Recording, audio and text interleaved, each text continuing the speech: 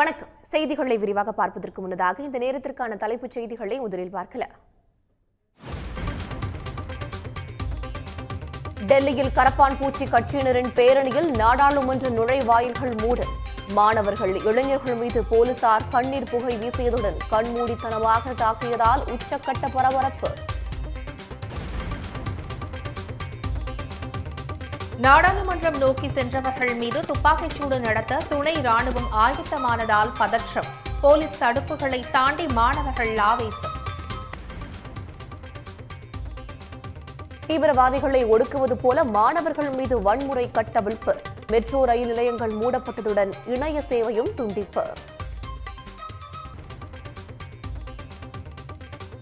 டெல்லி கரப்பான் பூச்சி போராட்டத்தின் போது இளைஞரை சுற்றி வளைத்து அடித்த போலீசாரை பார்த்து அடிங்க சார் என இளைஞர் ஆவேசம். டெல்லியில் ஒன்றிய பாஜக அரசுக்கு எதிராக போராடிய இளைஞர்கள் மீது போலீசார் கல்வீசி தாக்குதல். குண்டர்கள் போல போலீசார் தாக்கியதாக கரப்பான் கட்சி குற்றச்சாட்டு. மாணவர்கள் மீது கண்ணீர் புகை வீசி தடியடி நடத்திய டெல்லி போலீசுக்கு எதிர்க்கட்சிகள் கண்டனம். அறவழியில் போராடுபவர்களை ஒன்றிய அரசு ஒடுக்கக்கூடாது என வலியுறுத்தல்.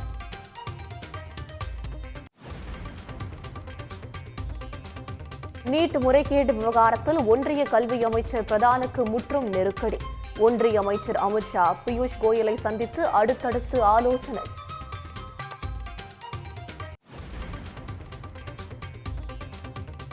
கரப்பான் பூச்சி கட்சியினருடன் ஒன்றிய அமைச்சர் ஜே.பி. நட்டா பேச்சுவார்த்தை. பிரதான் பதவி விலகல் உள்ளிட்ட நிபந்தனைகளை நிறைவேற்ற சிஜேபி வலியுறுத்தல்.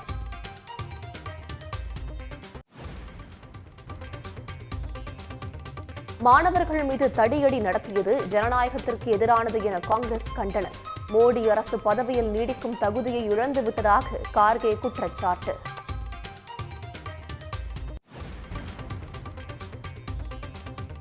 ராமர் கோயில் காணிக்கை திருட்டு உள்ளிட்ட பிரச்சினைகளை எழுப்பி எதிர்க்கட்சிகள் முழக்கம். முதல் நாளிலேயே இரு அவைகளும் நாள் முழுவதும் ஒத்திவைப்பு.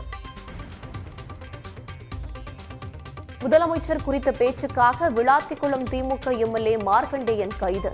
போலீசார் துப்பாக்கி முனையில் மிரட்டியதாக பரபரப்பு குற்றச்சாட்டு.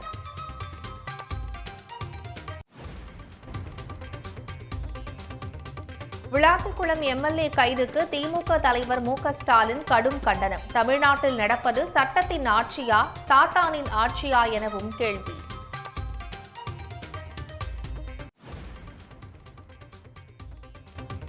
சென்னை சேத்துப்பட்டில் பயோ சிஎன்ஜி உற்பத்தி மையத்தில் முதலமைச்சர் ஆய்வு. இயற்கை எரிவாயு உற்பத்தி குறித்து கேட்டறிந்தார்.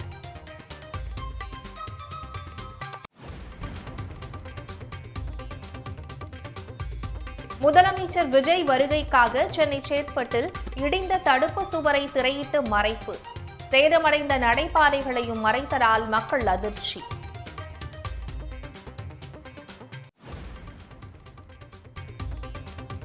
காவிரி நீரை பெற உரிய நடவடிக்கை எடுக்காதது விவசாயிகளுக்கு செய்யும் துரோகம். கர்நாடகாவிடம் உரிய நீரை பெற்றுத்தர தாவேக அரசுக்கு வலியுறுத்தல்.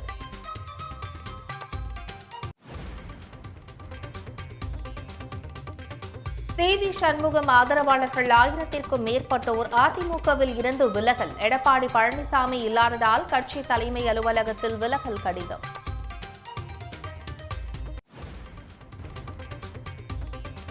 ₹100 கோடி போலி ஆவண நில மோசடி புகாரில் முன்னாள் அமைச்சர் எம்.ஆர். விஜயபாஸ்கர் நீதிமன்றத்தில் ஆஜர். வரும் 27ஆம் தேதி மீண்டும் ஆஜராக நீதிபதி உத்தரவு.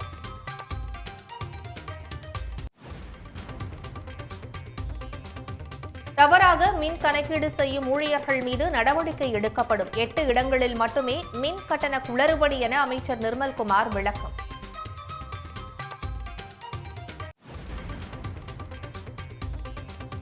அரசின் திடீர் மின்கட்டண உயர்வால் திருவண்ணாமலையில் சிறு வியாபாரிகள், இல்லத்தரசிகள் பாதிப்பு. கட்டண உயர்வு குறித்து கேள்வி எழுப்பினால் அலட்சியமாக பதிலளிப்பதாகவும் வேதனை.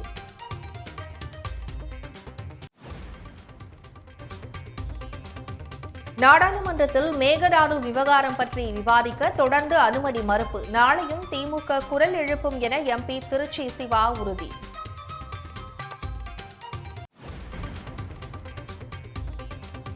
வீடு வழங்க கோரி சென்னை பெரியமேடு சாலையில் வசிப்போர் ஆர்ப்பாட்டம். 100க்கும் மேற்பட்டோர் தலைமைச் செயலகம் முன்பு திரண்டதால் பரபரப்பு.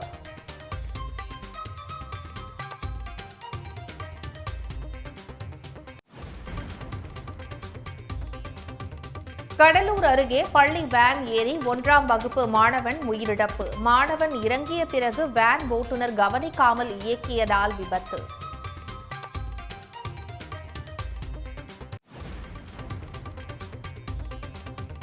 மதுரையில் மின்வாரியத்தில் ஏடி வேலைக்கு 10 லட்சம் ரூபாய் வரை லஞ்ச பேரம் நடப்பதாக புகார்.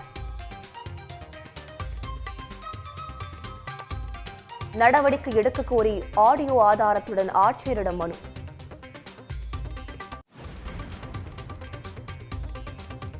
அறந்தாங்கி அருகே கோயில் திருவிழாவில் பாதுகாப்பு தந்த போலீசாருக்கு 10,000 ரூபாய் லஞ்சம். போலீசாருக்கு லஞ்சம் தந்த விவரங்களுடன் பேனர் வைக்கப்பட்டதால் பரபரப்பு.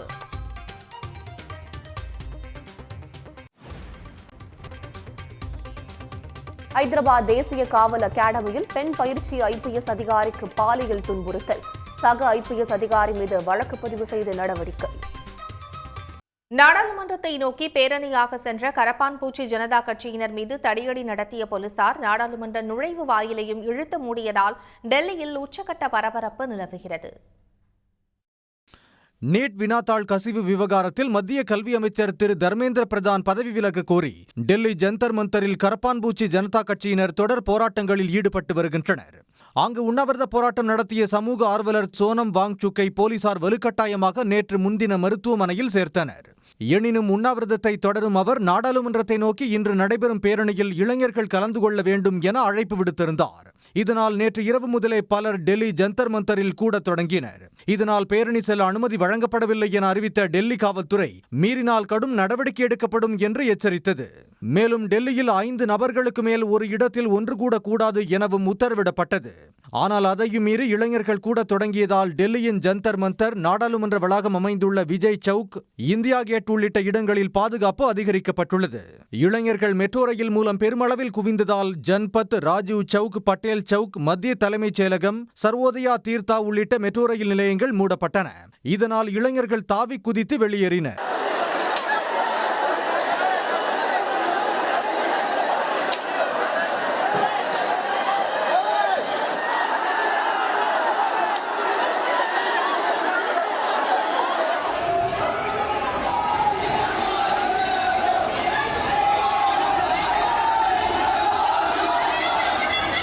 இதற்கிடையே கரப்பான்பூச்சி ஜனதா கட்சியினர் மற்றும் இளைஞர்கள் நாடாளுமன்றத்தை நோக்கி பேரணியாக புறப்பட்டனர். அப்போது போலீசாருக்கும் அவர்களுக்கும் இடையே தள்ளுமுள்ளு ஏற்பட்டது. பேரணி சன்சத் மார்க் காவல் நிலையம் அருகே வந்தபோது தடுத்து நிறுத்திய போலீசார் கண்மூடித்தனமாக இளைஞர்கள் மீது தாக்குதல் நடத்தினர். அப்போது போலீசார் இளைஞர் ஒருவரை சுற்றி வளைத்து கண்மூடித்தனமாக தாக்கிய போது அடிங்க சார் என்று அவர் ஆவேசமாக கதறினார்.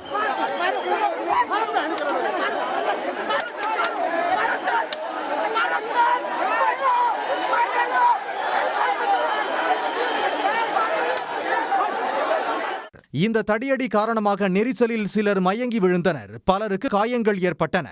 எனினும் போராட்டக்காரர்கள் தொடர்ந்து முன்னேறி பிரஸ் கிளப் ஆஃப் இந்தியா அருகே வந்தபோது அவர்கள் மீது கண்ணீர் புகைக்குண்டுகள் வீசப்பட்டதுடன் மீண்டும் தடியடி நடத்தப்பட்டது. பேரணி காரணமாக நாடாளுமன்றம் அருகே உச்சகட்ட பரபரப்பு நிலவியது. நாடாளுமன்றம் மற்றும் குடியரசுத் தலைவர் மாளிகையின் நுழைவு வாயில்கள் மூடப்பட்டன. ஜந்தர் மந்தர் மற்றும் நாடாளுமன்ற வளாகம் உள்ளிட்ட பகுதிகளில் இணைய சேவை துண்டிக்கப்பட்டது.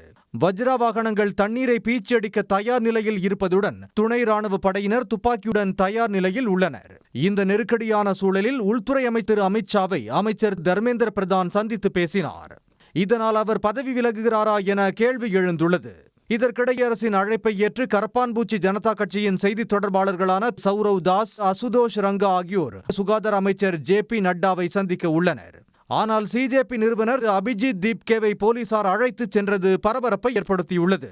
இதனிடையே மீண்டும் மாலையில் ஜந்தர் மந்தரில் ஒன்று கூடிய மாணவர்கள் நாடாளுமன்றம் நோக்கி செல்ல முயன்ற போது போலீசாருக்கும் மாணவர்களுக்கும் மீண்டும் மோதல் ஏற்பட்டது.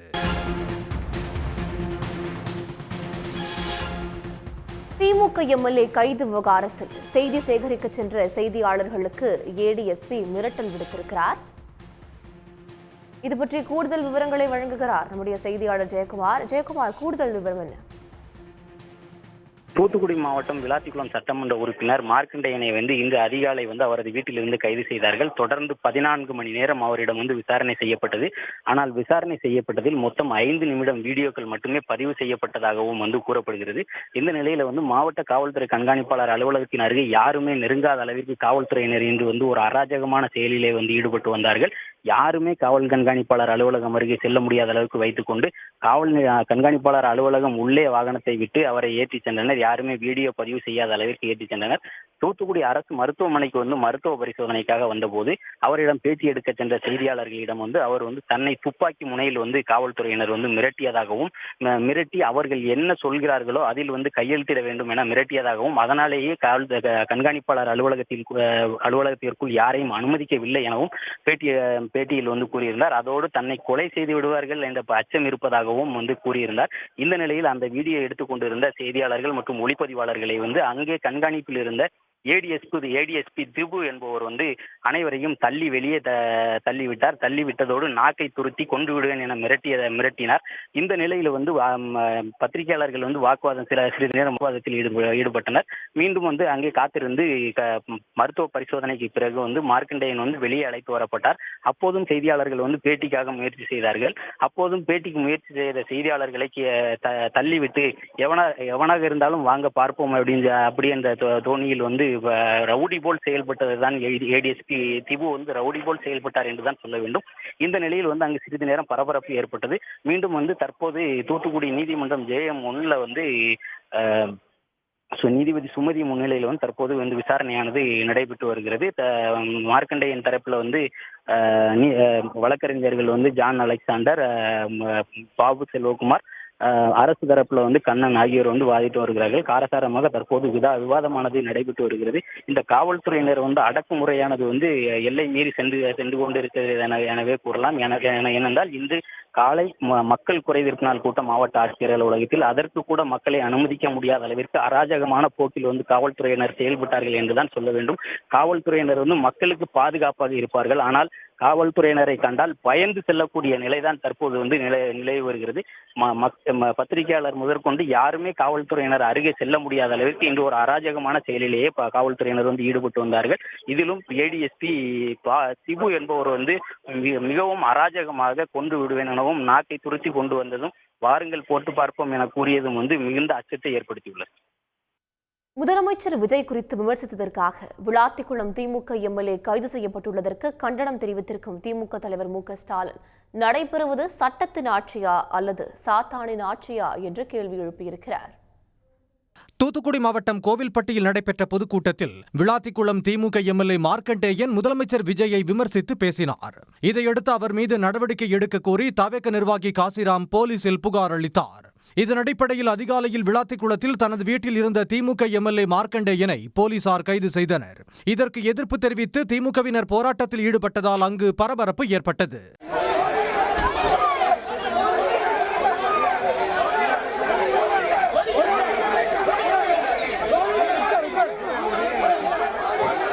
பின்னர் தூத்துக்குடி மாவட்ட காவல் கண்காணிப்பாளர் அலுவலகத்துக்கு அழைத்துச் செல்லப்பட்டு மார்க்கண்டேயனிடம் போலீசார் விசாரணை மேற்கொண்டனர். மேலும் மாவட்ட காவல் கண்காணிப்பாளர் அலுவலகத்துக்கு வெளியே தடுப்புகள் அமைக்கப்பட்டன. மார்க்கண்டேயனை சந்திக்கச் சென்ற முன்னாள் அமைச்சர்கள் கீதா ஜீவன் மற்றும் அனிதா ராதாகிருஷ்ணன் உள்ளிட்ட திமுகவினரை போலீசார் தடுத்து நிறுத்தியதால் பரபரப்பு ஏற்பட்டது.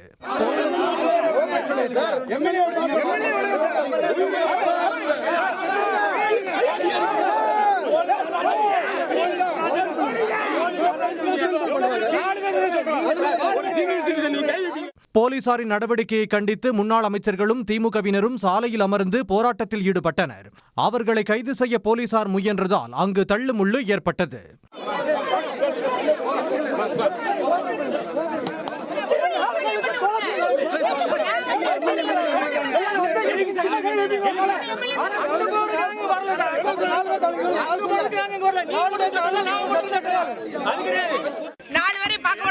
அப்ப அவர் என்ன நிலையில இருக்கான்னு தெரியல. காலையில கைது பண்ணி கொண்டு வந்ததுல இருந்து அவர் கையில போனை கொடுக்கல, அவருடைய உதவியாளர் கூட பார்க்க விடல, வழக்கறிஞரை பார்க்க விடல. அவருடைய ஒரு பேர் சொன்னார் போல என் கூட இருக்கிறவன், அவரை மட்டும் தான் பார்க்க வச்சிருக்காங்க, யாரையும் பார்க்க விடல. ஆமா, அவருக்கு எதுவும் ஆயிடக்கூடாது. அவர் ஏற்கனவே ஒரு சுகமில்லாத மனுஷர் தான். இது சாதாரண ஒரு பேச்சுக்கு ஒரு நோட்டீஸும் கொடுக்காம விசாரிக்காம இன்னைக்கு வந்து எந்த முன்னறிவிப்பு இல்லாம 6 மணிக்கு போய் இது கைது செய்திருக்கான்னா இது என்ன நாடா இல்ல காடா? இது ரொம்ப நாள் ஓடாது. இந்நிலையில் திமுக எம்எல்ஏ மார்க்கண்டேயன் கைதுக்கு கண்டனம் தெரிவித்துள்ள திமுக தலைவர் மு.க. ஸ்டாலின் ஜனநாயக பண்புகள் அறவே இன்றி தாவேக அரசு செயல்படுவதாக விமர்சித்துள்ளார். தாவேக ஆட்சியின் தவறுகளையும் அவலங்களையும் சுட்டிக்காட்டும் திமுகவினரை வேட்டையாடி வருவதாகவும் அவர் குற்றம் சாட்டியுள்ளார். கைது செய்யப்பட்டுள்ள மார்க்கண்டேயனின் அடிப்படை சட்ட உரிமைகளும் மனித உரிமைகளும் மறுக்கப்படுவதாக குற்றம் சாட்டியுள்ள மு.க. ஸ்டாலின் தமிழ்நாட்டில் நடைபெறுவது சட்டத்தின் ஆட்சியா அல்லது சாத்தானின் ஆட்சியா என கேள்வி எழுப்பியுள்ளார். சொந்த கட்சி பெண் உறுப்பினர் கூட்டு பாலியல் வன்கொடுமைக்கு நடவடிக்கை எடுக்க வக்கற்ற தாவேக அரசு அரசியல் விமர்சனங்களுக்கு அலறி துடித்து கைது செய்வது ஏன் என்றும் வினவியுள்ளார். சட்டப்படியும் மனசாட்சிப்படியும் காவல்துறையினர் செயல்படாவிட்டால் பின்விளைவுகளை சந்திக்க நேரிடும் என்றும் மு.க. ஸ்டாலின் எச்சரித்துள்ளார். அயோத்தி ராமர் கோவிலில் பக்தர்களின் காணிக்கைகள் திருட்டு, நீட் தேர்வு முறைகேடு உள்ளிட்ட பிரச்சினைகள் குறித்து கேள்வி எழுப்பி எதிர்க்கட்சி எம்பிக்களின் தொடர் முழக்கத்தை அடுத்து மழைக்கால கூட்டத்தொடர் முதல் நாளிலேயே முடங்கியது. மக்களவையில் மழைக்கால கூட்டத்தொடரின் முதல் நாள் அலுவல் தொடங்கிய சில நொடிகளிலேயே எதிர்க்கட்சி எம்பிக்கள் ராமர் கோயில் காணிக்கை திருட்டு, நீட் தேர்வு முறைகேடு உட்பட பல்வேறு விவகாரங்களை எழுப்பினர். சபாநாயகர் ஓம் பிர்லாவின் இருக்கையை முற்றுகையிட்டு எதிர்க்கட்சி எம்பிக்கள் முழக்கமிட்டதால் மக்களவையில் பெரும் பரபரப்பு நிலவியது. संसद लोकतंत्र का सर्वोच्च संस्था है. मेरा आपसे आग्रह है, नारेबाजी करना, तख्तियां लहराना उचित नहीं है. आप सब वरिष्ठ सदस्य हैं, प्लीज आपसे आग्रह है कि अपनी सीट पर बैठें, सदन चलाने में सहयोग करें. सदन नहीं चलाना चाहते. எம்பிக்களின் முழக்கத்துக்கு இடையே கேள்வி நேரத்தை நடத்த முயன்ற சபாநாயகர் ஓம் பிர்லாவின் முயற்சி பலன் அளிக்காததை அடுத்து மக்களவை நடவடிக்கைகள் பகல் 12 மணி வரை ஒத்திவைக்கப்பட்டது. பின்னர் அவை கூடிய போதும் எம்பிக்கள் முழக்கமிட்டதால் தற்காலிக சபாநாயகர் திலீப் சாய்கியா பகல் 12:30 வரை அவையை ஒத்திவைத்தார். அதன் பிறகும் குழப்பம் நீடித்ததால் மதியம் 1 மணி வரையும் பின்னர் பிற்பகல் 2 மணி வரையும் ஒத்திவைக்கப்பட்ட மக்களவை பின்னர் நாள் முழுவதும் ஒத்திவைக்கப்பட்டது.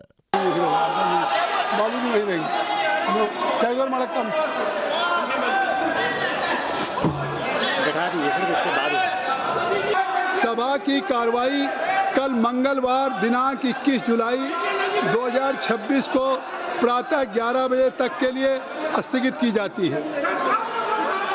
மாநிலங்களவையிலும் இதே விவகாரத்தை எழுப்பி எதிர்க்கட்சி எம்பிக்கள் முழக்கம் எழுப்பினர். அப்போது பேசிய மாநிலங்களவை எதிர்க்கட்சித் தலைவர் மல்லிகார்ஜுன் கார்கே நீட் தேர்வு முறைகேட்டினை கண்டித்து டெல்லியில் போராட்டத்தில் ஈடுபட்ட இளைஞர்கள் மீது தடியடி நடத்தப்பட்டதற்கு கண்டனம் தெரிவித்தார். लेकिन सर ये स्टूडेंट का मामला है, ये स्टूडेंट का मामला है जो लाखों बच्चों की जो भविष्य है उनके भविष्य के बारे में मैं बात कर रहा हूं और उसके लिए आज यहाँ जंतर मंतर पे हजारों बच्चे वहां पर आए हैं. वहां लाठी चार्ज हो गया है. गवर्नमेंट मारने की कोशिश कर रही है, गवर्नमेंट दबाने की कोशिश कर रही है, गवर्नमेंट पकड़ने की कोशिश कर रही है.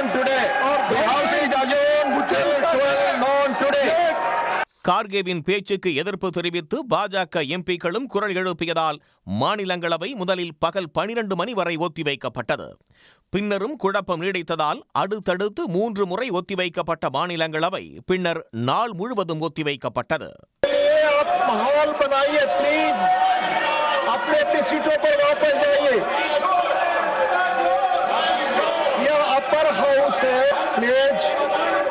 आप बहस में यकीन नहीं करते, इसका अर्थ है please go back to your seats. The House stands adjourned to meet at 11 a.m. on Tuesday, the 21st July 2026. முன்னதாக நாடாளுமன்ற வளாகத்தில் பேசிய பிரதமர் நரேந்திர மோடி மேற்காசிய போரால் ஏற்பட்ட சவால்களை இந்தியா வெற்றிகரமாக சமாளித்துள்ளதால் சர்வதேச அரங்கில் இந்தியாவின் நன்மதிப்பு உயர்ந்துள்ளதாக கூறினார். விக்ரம் 1 ராக்கெட் மூலம் சாதனை படைத்த தனியார் நிறுவனமான ஸ்கை ரூட் இளைஞர்கள் குழுவின் சராசரி வயது 28 என்று குறிப்பிட்ட பிரதமர் மோடி தான் 56 வயது இளைஞரை பற்றி பேசவில்லை என காங்கிரஸ் மூத்த தலைவர் ராகுல் காந்தியை மறைமுகமாக விமர்சித்தது குறிப்பிடத்தக்கது.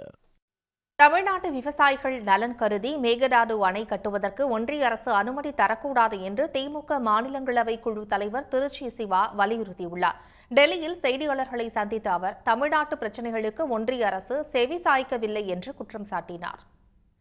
உச்சநீதிமன்ற தீர்ப்பையும் அவர்கள் மதிப்பதில்லை, நடுவர் மன்றத்தினுடைய தீர்ப்பையும் மதிப்பதில்லை. அத்தோடு சேர்த்து உச்சநீதிமன்றம் சொல்லியிருக்கிறது, இந்த பாசனத்தினால் பயனடையக்கூடிய பகுதிகளில் இருக்கிறவர்களுடைய ஒப்புதல் இல்லாமல் இடையில் எந்த அணையும் கட்டக்கூடாது என்று. ஆனால் அதையும் மீறி அவர்கள் கட்ட முயல்கிறார்கள். அதற்கான முனைப்புகளை ஒன்றிய அரசிடம் அவர்கள் எடுத்து வருகின்றார்கள். எனவே தமிழ்நாட்டின் இந்த விவசாயிகளுடைய நலன் கருதி காவிரி நீர் பாசனத்தை நம்பி அங்கு இருக்கிற வேளாண் நிலங்கள் இருக்கின்றன என்பதையெல்லாம் முன்னிறுத்தி திராவிட முன்னேற்ற கழகத்தின் சார்பில் நான் ஒரு நோட்டீஸ் கொடுத்திருந்தேன். ஆனால் அவைத்தலைவர் அதற்கு எடுக்கவும் இல்லை, அதற்கு அனுமதி என்று சொல்லவும் இல்லை, அதை பற்றி பேசவும் இல்லை. மாறாக அங்கே நாங்கள் எல்லோரும் எங்களுடைய எதிர்ப்பு குரலை எழுப்பினோம். பாரதிய ஜனதா கட்சி ஆட்சிக்கு வந்ததிலிருந்தும் நாடாளுமன்றத்தில் இது மாதிரி பிரச்சனைகளை எழுப்ப வேண்டும் என்று எதிர்க்கட்சிகள் சொல்லுகிற போது அதை குரல் கொடுத்து, அதை காது கொடுத்து கேட்பதோ, அந்த குரலுக்கு மதிப்பு தருவதோ, விளக்கம் சொல்வதோ என்பது முற்றிலுமாக வழக்கத்திலிருந்து அகற்றப்பட்டு விட்டது. இந்த அவை நடவடிக்கையை ஒத்திவைக்கவில்லை என்றாலும் கூட பேசுவதற்கு அனுமதி கொடுத்து எங்களுடைய குறைகளை காது கொடுத்து கேட்பார்கள். அது கூட சொல்லிவிட்டோம் என்ற ஒரு மனநிறைவு ஏற்படும், அரசாங்கத்துக்கு தெரிவித்து விட்டோம், ஏதாவது ஒரு பலன் கிடைக்கும் என்று எதிர்பார்க்கலாம். அதற்கு கூட இப்போதெல்லாம் அனுமதி தருவதில்லை. கைது செய்யப்பட்ட திமுக எம்எல்ஏ மார்க்கண்டேயன் மருத்துவ பரிசோதனைக்கு பின்னர் நீதிமன்றத்தில் ஆஜர்படுத்தப்பட்டார். அவருக்கு 15 நாட்கள் நீதிமன்ற காவல் விதித்து நீதிபதி சுமதி உத்தரவு பிறப்பித்திருக்கிறார். கூடுதல் தகவல்களை வழங்குகிறார் நம்முடைய செய்தியாளர் ஜெயக்குமார். விரிவான விவரம். தூத்துக்குடி மாவட்டம் விளாத்திக்குளம் திமுக சட்டமன்ற உறுப்பினர் மார்க்கண்டேயன் இன்று அதிகாலை அவரது சொந்த வீட்டில் வைத்து விளாத்திக்குளத்தில் வைத்து கைது செய்யப்பட்டார். கைது செய்யப்பட்டு தொடர்ந்து 15 மணி நேரத்திற்கும் மேலாக காவல்துறையினர் விசாரணை செய்த நிலையில் கண்காணிப்பாளர் அலுவலகத்தில் யாரையுமே பார்க்காத அளவிற்கு ரகசியமாக வைத்து விசாரணையானது செய்தார்கள். விசாரணைக்கு பிறகு அவரை மருத்துவ பரிசோதனைக்காக தூத்துக்குடி அரசு மருத்துவக் கல்லூரி மருத்துவமனைக்கு கொண்டு வந்தனர்.